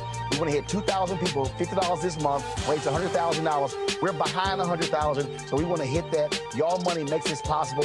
Check some money orders. Go to P.O. Box 57196, Washington, D.C. 20037-0196. The Cash App is $RM Unfiltered. PayPal is R Martin Unfiltered. Venmo is RM Unfiltered. Zelle is roland@rolandsmartin.com.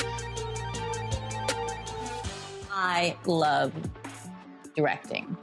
It's a different kind of piece. I do believe that the 30 years I was acting was to prepare me for what I'm supposed to be doing and that what I'm really am good at. But when you were acting, were you even thinking about directing? Nope. Were you? So what the hell happened? If you had asked me 15 years ago, I probably would have said, no, I don't know.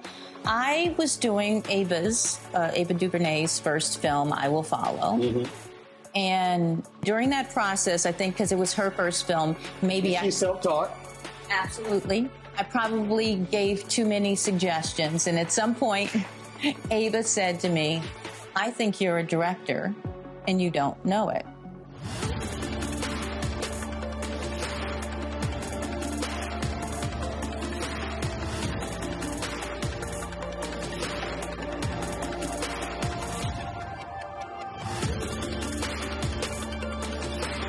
Bishop TDJ. How y'all doing? It's your favorite funny girl, Amanda Seals. Hi, I'm Anthony Brown from Anthony Brown and Group Therapy. What up, Lana Well, and you are watching Roland Martin Unfiltered.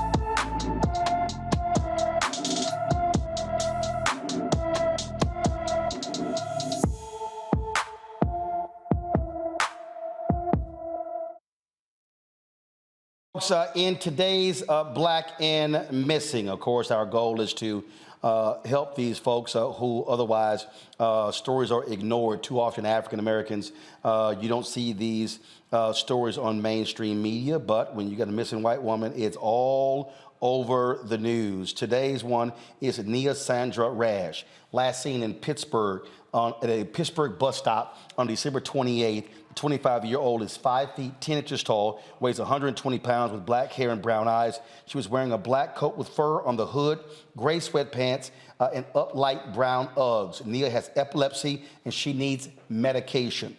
Anyone with information about Nia Sandra Rash is urged to call the Penn Hills, Pennsylvania Police Department at 412-342-1167, 412-342-1167. Folks, some absolutely tragic news out of Connecticut. Yesterday, Quentin Q Williams was sworn in as a state representative in Connecticut. Today, he was killed in a wrong-way crash. Connecticut State Representative Quentin Williams, again, happened less than 24 hours after he was sworn in for his third term in office. Officials report that the accident happened when a car traveling in the wrong direction crashed into Williams head-on. The other vehicle's driver also died and was identified as 27-year-old Kamid Mustafa.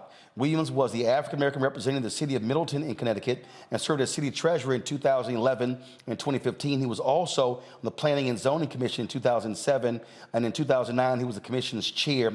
Williams, just 39 years old.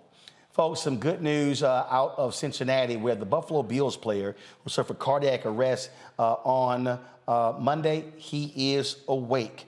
Damar Hamlin, his brain function appears to be in good condition. Doctors also say he can write messages to communicate. The first thing he wrote was, "Did the Bills win the game?" And they replied, the physicians caring for him, first of all, they replied, "You won the game of life." That's what they said. This is the Buffalo Bills statement. Per the physicians caring for Damar Hamlin at the University of Cincinnati Medical Center, Damar has shown remarkable improvement over the past 24 hours. While still critically ill, he has demonstrated that he appears to be neurologically intact. His lungs continue to heal, and he is making steady progress. We are grateful for the love and support that we have received. Now, folks, the NFL also announced that Damar is going to receive, no matter what happens to him, he is going to receive lifetime help. This, I'm going to read for you what was posted on social media. Give me a second. Let me pull this tweet up right now, folks, so you can see. NFL EVP Troy Vincent says that, this is the tweet right here, they hope that Damar Hamlin will make a full recovery, but made clear he will be provided resources, benefits necessary to make sure he had what is needed for complete life, despite Hamlin not being a vested NFL veteran. Annie Apple, who is the mother of Eli Apple, a cornerback for the Cincinnati Bengals, who was actually at the game on Monday. This is what she tweeted. "This is awesome news. Can this be made available for all NFL players and former players? God has done her part. The NFL now needs to do its part in caring for the health and safety of all its players." You know, that's one of the things right there, Erica, when we talk about this $15 billion a year industry, the catastrophic injuries the players often receive on the football field. And the bottom line here, the NFL, okay, so obviously a lot of attention here. Very rare a player suffering cardiac arrest on the field. But if you're saying, let's support him, as Andy's saying, what about the other players? Yeah, Roland. The book, William Rose, $40 million Slave. I remember reading that. William Roden. Yeah. Yeah, I remember this right here back behind me, but I remember reading that in the early 2000s and really properly for about 10 years. Are you trying to have your Greg Carr bookshelf reference? Erica got her own. She got her own book game, and it's strong. Go ahead, Erica. But in reading that book and just really walking what athleticism and really taking the Black body and to making it into something to like a beast, or now as we come in here more commonly, gladiator, really for profit. But I've been sent a lot of things around this because one of the first things that some people thought was okay, it was a concussion. But to understand it was cardiac arrest and understanding that brain functionality really does, it is the central processing system for everything. I'm bringing all that forward to talk about, when we talk about being vested in the NFL, being vested in the NFL takes at least over 3 years for them to be vested. But understanding that these folks that play this game have really been playing this game. I know my son started when he was 4. They've been playing for an exceptionally long time. So a lot of what we hear about, but now commonly what we're now reading about because of the CTE piece, what their bodies and their brains endure over time after receiving multiple hits and injuries. All of this to say, when you're looking at the disability policy, not only in the NFL, but in this country, and I've written and talked about this, having some type of disability, not being able to fully function in this world is laborious as hell. And so when you're hearing about players that, there was this CTE settlement, but 60% of the players have not began to receive their payments, that's a problem. So what happened with DeMar, for those of us that were watching the game live when that did happen, it really was traumatizing. It's a lot of shock that went into that. But that is a moment that we honestly all know that can happen because of the level of sport that that football is.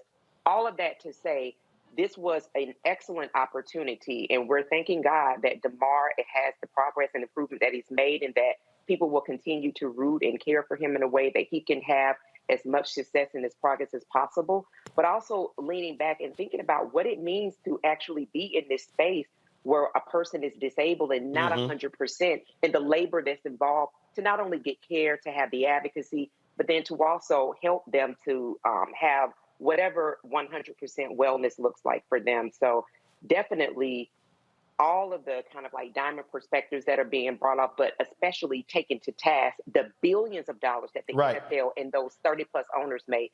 That is also time to be very much so concerned about the people that bring that those profits through their labor and their body. I always get a kick out of certain folks when they discuss these stories, especially on Fox News. And last night, Laura Ingraham, let's just say she got her ass handed to her by Steve Allman, the author of Against Football, who just threw in some nice shade while talking with her. Roll the tape. Well, I know you're focused on the players. I'm focused on the fans.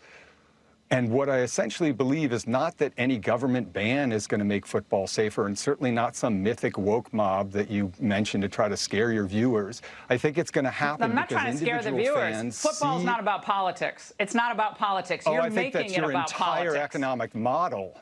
What? Your entire economic model is to scare your viewers. That's your whole gig. I mean, Steve, you really want football to be banned. Yeah, you want football to be banned. I don't. This is what you do. Game. Oh, come on. You want football essentially changed into, I don't know what. Like, I don't know, you have a sensor in the helmet, I guess, okay. Propose one, Well, is that technology troubling to you? No, not in the slightest. If you're concerned about the players, not in the slightest. why wouldn't you want them to play in a way that was safer? You're not concerned about the players. Things the NFL could do tomorrow, but they're not going to do it until there's an economic incentive. The reason they settled that lawsuit is because they had a PR problem. It's like at Fox News when you have hosts who are allegedly sexually harassing people. Fox News throws money at that to make that PR problem go away. That's what happens with big corporations or powerful people. Well, nobody's done more. I mean, you know that, Laura, right? Expose. You know that. Well, yeah, that's a cute little move. But I'm trying to get you to answer a question. The reason that people change their behavior is because there's an economic incentive. A couple of years ago, when you taunted the survivor of Parkland mass shooting, you apologized only because advertisers withdrew from your show. And nice try, buddy. I appreciate it. This is what they always do. They hate getting owned, Reese. Ooh, yeah. How did he sneak by the producers? I want to know that. Yes, Laura, I like that he called her out. But the bottom line is I think he's right in terms of it's all about economics, whether it's Fox News, OAN, the Republican miscreants currently causing chaos on the House floor. It's all in the NFL, it's all about the money. And what's really troubling though is the level of horror and the level of violence that we have to see in order for us to collectively say enough is enough. And I think with Damar, it was so horrific that you can't help but galvanize behind them. But the reality is that it shouldn't take that level of violence. And I'm not saying violence in terms of the hit. I'm saying in terms of what's happening to his body is violent. Yep. It should not take that level for people to say the NFL needs to do right by all of its players. Investing should not even be a thing when it comes to the health and safety of their players. Yeah, but they love that money. That's what it boils down to. Hold on one second. I got to go to a break. We come back. More on Roland Martin Unfiltered. We'll chat with J.J. Smith, the green smoothie queen. We're focusing on a new you in 2023, and so we'll talk to her about her belly challenge. Really? Really? The belly challenge? Really, JJ? Really? All right, y'all. We'll talk about that next, right here on Roland Martin Unfiltered on the Black Star Network.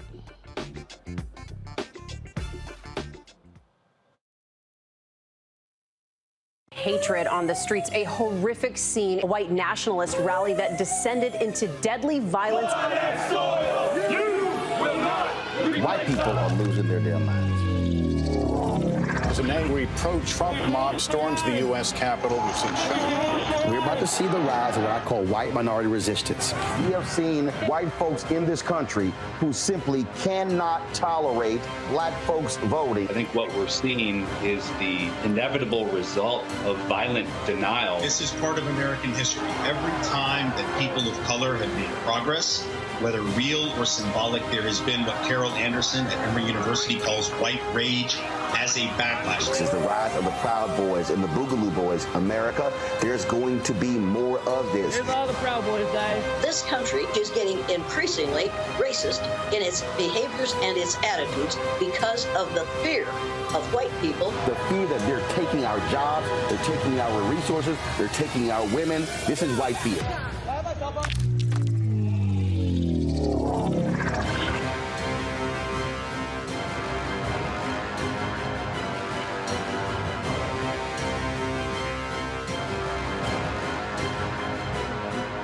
Next on the Black Table with me, Greg Carr.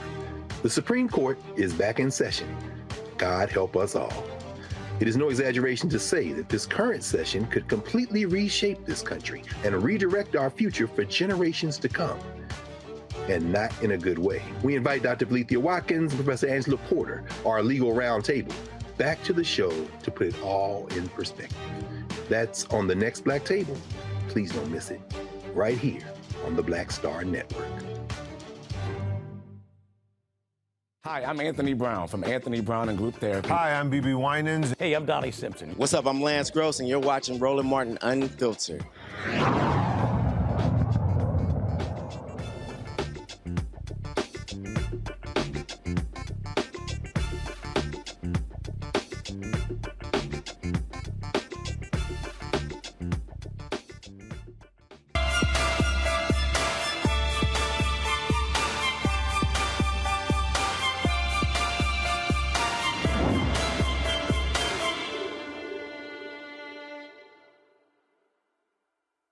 Welcome back to Roland Martin Unfiltered. Just what's happening on Capitol Hill. Yeah, that boy done lost again. That's right, 12th time. As you see, Kevin McCarthy got 200 votes. Hakeem Jeffries got 212. Hearn 7. Donald Trump got 1. Others got 12. And then President is 1. So at the end of the day, what you see, there are 21 Republicans who are opposed to Kevin McCarthy, and the loser loses again. I bet somewhere Carrie Lake saying, damn, he need to just quit. I bet even she's saying that somewhere. All right. Yeah, I know I'm being petty as hell. And so, as you see, Democrats are just smiling and laughing because the American public, you see right there, Congresswoman Sheila Jackson Lee, that's Congresswoman Joyce Beatty, Congresswoman Cori Bush. So, you know, they're just like, look, these folk ain't got no sense at all. That's Congresswoman Robin Kelly in the blue with her back to us. And so Congressman Joe Nagase right there as well. So it is, I mean, you're seeing what is happening, y'all, about these dysfunctional Republicans. Steve Scalise does not look happy at all. But we'll see what's next. Is Kevin going to drop out? Is he going to get the message? And so what are they doing, folks? Are they adjourning? Or are they going to, so we don't know if they're adjourning yet, or if they're going to keep them again for, no, when staff starts packing up, that's it. So they are adjourning for the night, and so he's probably gonna go back and figure out what else, what more ass he can kiss to try to give up concessions in order to become Speaker of the House. And he's gonna kiss more chapped ass, and what's gonna happen is he's gonna lose again. So at the point when you negotiate with terrorists, those same terrorists are going to sit here and hold out as long as they can. Yes, it is beyond laughable watching these idiots. All right, y'all. So when I was in Jamaica, going through, I call it shredding, shedding, and cleansing process, and I was walking along the beach, I said, you know what, I want us to focus on this new you in 2033. But I didn't want to do it the usual way where typically they'll have like all the fitness people. So I said, I want to have fitness folks, I want to have dietitians, I want to have different individuals. And so this week we had, of course, Jim Jones on the show. We had, of course, we had him talking about kicking this thing off on Tuesday. Terry Starks was here, doctor was here last night. Talking about in terms of how we do our diet. And so tonight, had to hit my homegirl, JJ Smith. I have not, so I think the last time I talked to JJ when I was at my TV One show, and of course she used to be here in DC, then she moved out to LA, and so she's been hanging out in the City of Angels. She, of course, is the author of the 10-Day Green Smoothie Cleanse, was a major bestseller. Come on, no, she holding a different book, y'all, come to me. Come to me. That's a different book. She's holding the kettle. No, give me camera 7. Give me camera 7. So this is the 10-Day Green Smoothie Cleanse book. And then, of course, she had Green Smoothies for Life, this book right here. And then she had the Keto Cleanse. And so, I want to go here because, JJ, when we first had you on, again, I ain't no vegetable person. So let's just be real clear. I cannot stand. Look, my daddy's watching. I could not stand damn vegetables growing up. I can't. What about which one am I on, y'all? I'm on 1 to 7. Come on, which one? Collard greens. Thank you very much. Okay, no, it's okay. So I couldn't stand. JJ couldn't stand it. I mean, we would have vegetable week, and I said, if this man give another damn vegetable, it's gonna drive me crazy. And it really was. And when you first came on, I was like, Lord, if she come with this green juice, I'm gonna cut somebody out. But it really was a way for me to still do vegetables, but in a different way. Right. So, Roland, I have a question for you. Yep. You mean to tell me you didn't grow up with collard greens, fatback? Don't like them. That is. No, okay, JJ. You don't eat collard greens. JJ, let me explain something to you. I can't stand. Okay, I'm explaining you why I can't stand no damn collard greens. I can't stand no damn mustard greens. I can't stand no damn beets. I can't stand none of that because Miss Elkins, who was our babysitter, they always had that, and they were in the kitchen, and I could not stand the damn smell of that. If I don't like the smell, I ain't eating it. I couldn't stand the smell of that. So I was 4 or 5. I'm like, hell no, I ain't eating that. I can't stand none of that. Look, I remember we had a standoff. Me and my dad had a standoff at OK Corral. I want another piece of chicken. He said, "You better finish them peas." I'm like, "I ain't eating these peas." And so He's like, "Never mind." And he was like, "Well, we ain't leaving this table. You ain't getting no chicken till you finish these peas." I was like, "Well, hell, I guess we're gonna be here all damn night." And so we sat there, and I'm talking about it went almost 2-3 hours. Now my daddy, look, he worked the late shift. I used to stay up late watching TV. I knew I was gonna outlast him. And so and he was like, "Put this damn food up and go to bed." I ain't eat them peas. I can't stand no peas. I can't stand no broccoli. Don't give me no damn asparagus. My wife fixed some Brussels sprouts. They stink damn near like chitlins. Oh, Lord. So I have limited vegetables that I like. So doing the green smoothie cleanse really made it possible for me to actually do it, to tolerate some vegetables. But I can't stand most of them. And don't come to me with no squash and none of that crap. I can't deal with it. And I know he's gonna send me a text in a minute, but he know I don't eat none of them damn vegetables. I eat 3 vegetables: green beans, but they gotta be the crunchy ones with olive oil and garlic, cabbage, okra. That's it. We moving on. You know what? I'm surprised that you, Roland. Okay, first of all, at least you will acknowledge that green smoothies, I always felt this way, was a great way to get a lot of greens in your diet without having to eat greens. And I'm just surprised that you didn't grow up. I grew up on collard greens. And no, baby. They ate them. Even my string beans, like even if I make string beans now. JJ, let me help you. They ate them. I was a holdout. But listen. If you never had green beans with a little garlic, with a little onion, with a little butter, with a little broth, and some turkey sausage, I did then you're missing out. It is no smell involved. I did all that. I can't stand them soul food green beans. I can't, okay? Well, I like my green beans made one damn way. That's it. If they ain't made that way, I ain't eating them. I'm real clear on what I like and what I don't like. I ain't confused. I ain't confused. And so, we got some for you then. This is not dependent on you eating a lot of greens. We trying to get a slimmer waistline in 2023. So we're not gonna worry about you eating greens. We're gonna make sure that everybody has the best opportunity to get a slimmer waistline, because what people have to understand is how much belly fat you have is an indicator of early death. And in our community, Roland, we lead in high cholesterol and diabetes and high blood pressure. And if we just change the way we eat, we can change those numbers.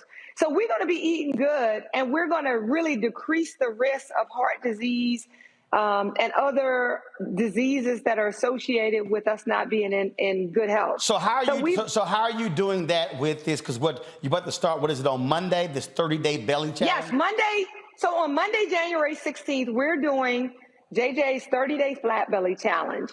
And one of the things is, if I said, okay, I'm most committed to helping people that look like me take back control of their health and their weight.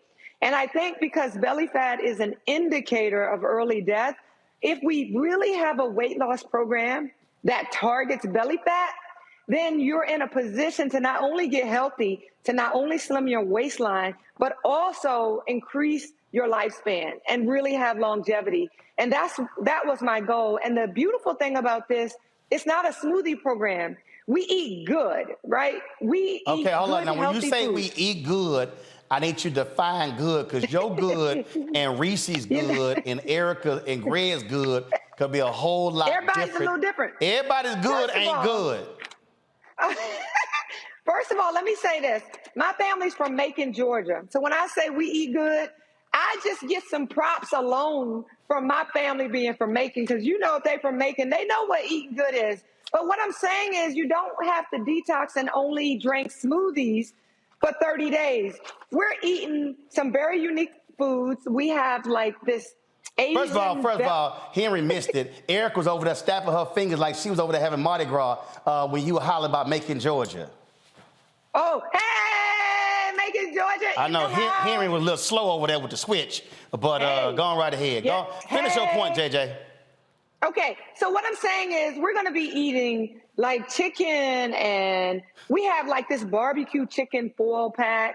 which is a healthier way to eat barbecue chicken. We got chicken meatballs. We got Asian stuffed peppers. We got salmon. Like, we have regular foods made very soulful. See, the important thing is I designed the recipes with 2 chefs. And it's great that it's healthy, but if it don't taste like, make me step back and be like, bam, it's not going to work. I really need food to move me in a way. You're right. I love to eat. I love for food to feel good. You're right. So we needed a healthy weight loss plan where the recipes were soulful and they tasted good. All right. And that's what we've designed. JJ, hold on one second. I got to go to a break. We come back. Okay. We're going to talk more about this 30-day plan in this so-called good food. Then I got questions from Erica, Greg, and Reese about that. My daddy going to text me talking about, boy, you still know what you're missing. Yes, I do. Yeah, he might be right, Roland. I know, I'm good. He might be right. I'm good. You can keep them damn greens and them asparagus and squash and all of. Let me tell you, some people put their foot in them greens. And then all of. Some people put their foot in them greens. Well, they take their damn foot out. And all them damn beans we had to eat growing up. It was every damn bean known to man in our house. I'm like, I'm sick of looking at bags of beans. All right, let me go to a break. We'll be right back on Rolling Martin. I'm having damn PTSD, traumatic flashback. You're watching goodness. Rolling Martin on Filter, Black Star Network.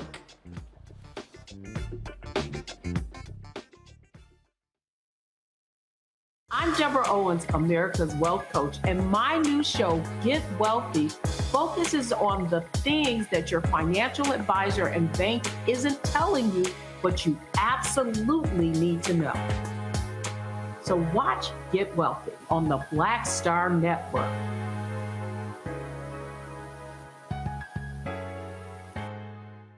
On the next A Balanced Life with me, Dr. Jackie, it's time to tie up those loose ends. Setting yourself up for balance, success, and even prosperity in the new year. Financial expert Pamela Sams joins our panel. She will give us a checklist of things that we need to do before the calendar turns. We develop our money mindset by the age of 6. And so we have our sometimes 6-year-old self still operating in the background of our money scripts. That's next on A Balanced Life on Black Star Network. Next on the Black Table with me, Greg Carr. The Supreme Court is back in session. God help us all.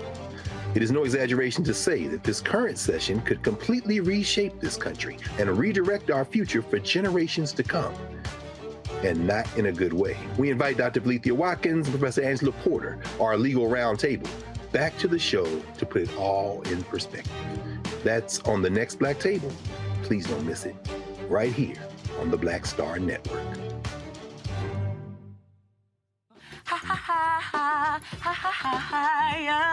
Hey, I'm Antonique Smith. What up, Lana Well, and you are watching Rolling Martin Unfiltered.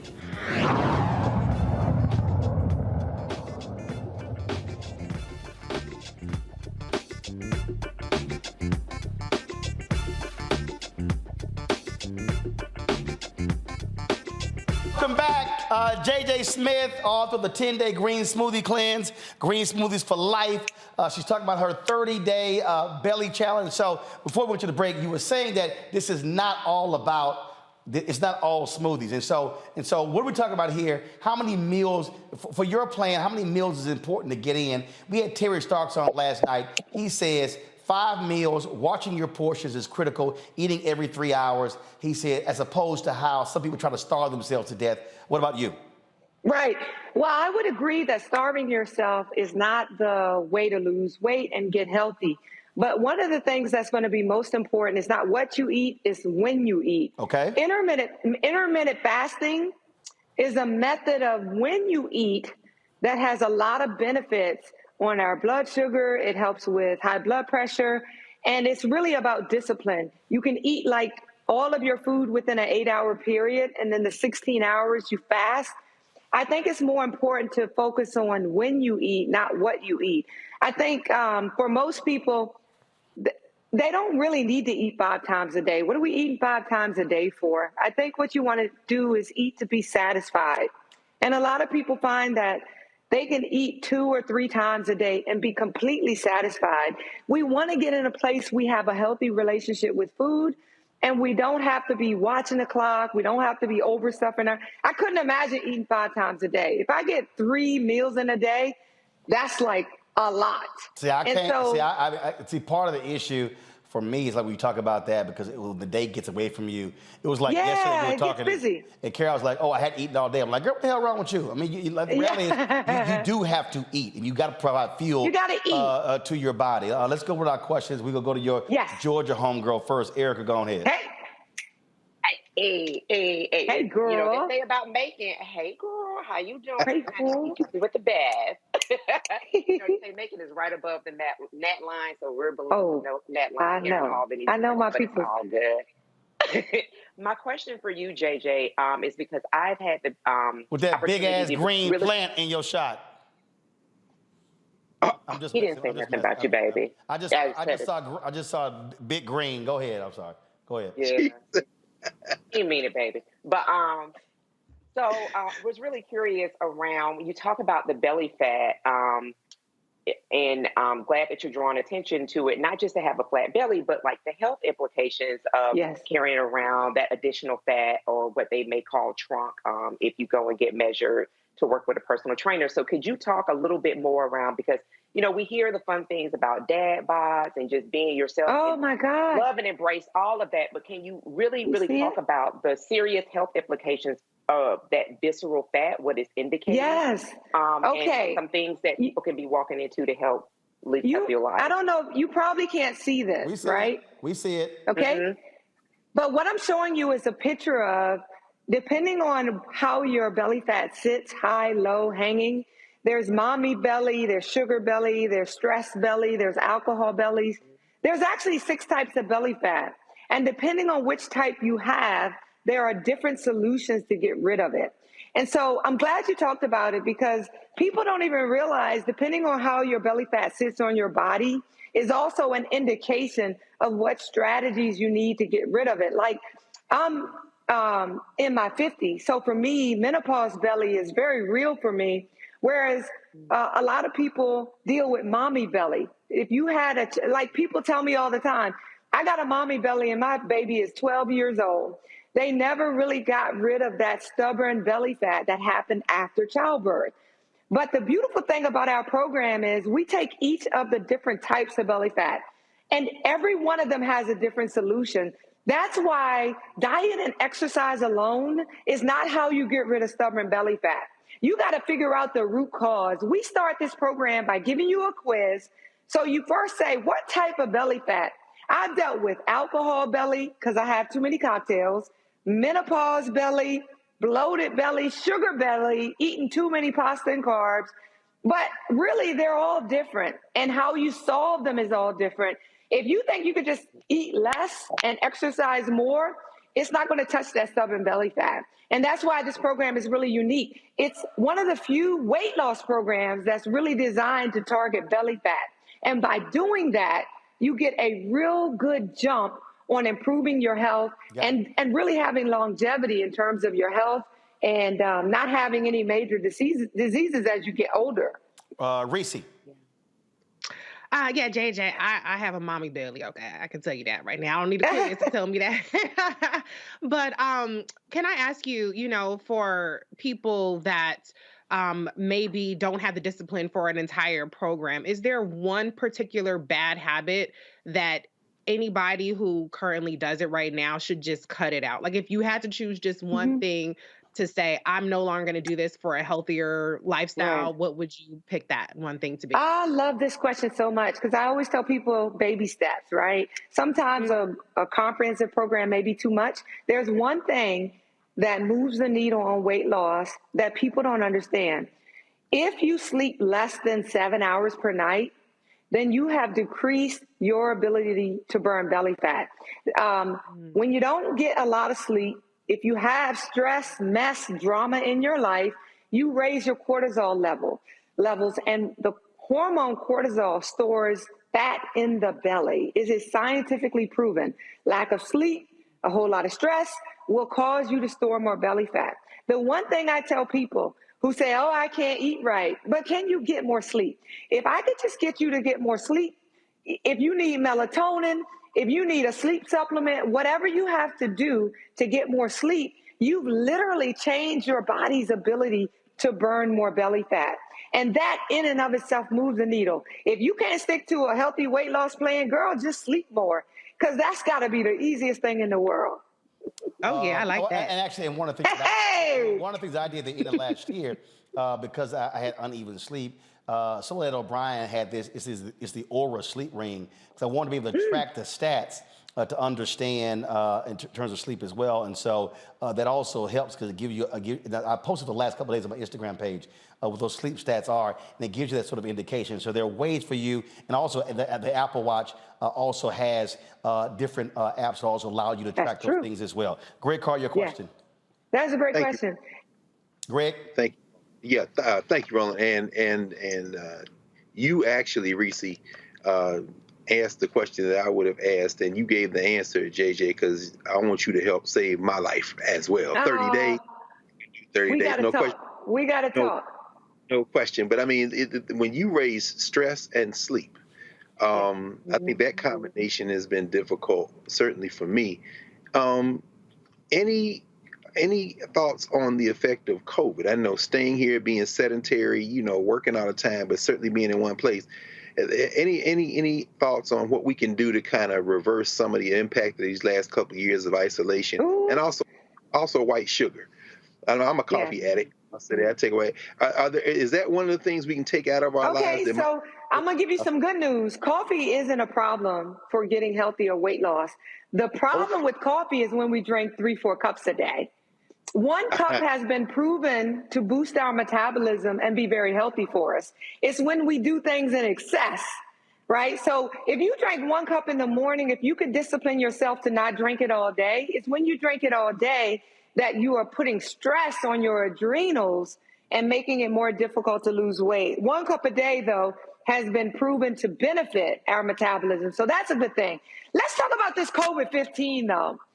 The studies show that the average person has gained about 15 pounds because of COVID. I know I did, and I lost 17 pounds just in the last 2 months. But really, for me, it was more like, okay, we're about to come out of COVID. Let me get myself together, because I don't. Look, it was literally like, we're about to go outside, okay? They lifting all the COVID over. I'm about to be outside. I got to get myself right. I don't want to be in a position where I feel tired. Let me tell you, it's not even a vanity thing. My energy level, my mental, when I get brain fog and I don't feel sharp and I don't feel energetic and I have low motivation, that bothers me more than my weight. Because for me to be most productive, I got to be sharp. I'm an author. I've written 7 books. And if I struggle to write 1 paragraph, that's my first indication that my health is falling off. I can look in the mirror and be bigger, but what is my mentally? What am I feeling like? So a lot of people are dealing with the COVID-15, and we have to address that. But guess what? A lot of people dealing with the COVID-15, I know for myself, emotionally, we have struggled for the last few years with COVID. The isolation, the exclusion, the depression, the loneliness. I have never felt more lonely in my entire life. It don't matter how many followers you have. I got about 30 seconds left to sign up for the Belly Challenge. Where do we go? Oh, go to jjsmithonline.com. And you'll see a big banner that tells you can sign up here. Okay. Sign up. It's going to be fun. It's January 16th. You got a whole week to get this up. MLK Day. So January 16th. Absolutely. That's when it begins, the 30-day challenge. And so JJ Smith, we certainly appreciate it. Folks, you can go to her website to get more information. Always a pleasure to have you on. I'll see you next month when I'm in LA for the Image Awards. Yes, I'll see you then. All right, thanks a bunch. Reese, Erica, Greg, thank you so very much for joining us as well. Folks, thanks for watching. We'll see you tomorrow. Maybe we have a house speaker tomorrow. Psych. I'll see y'all tomorrow. Holla!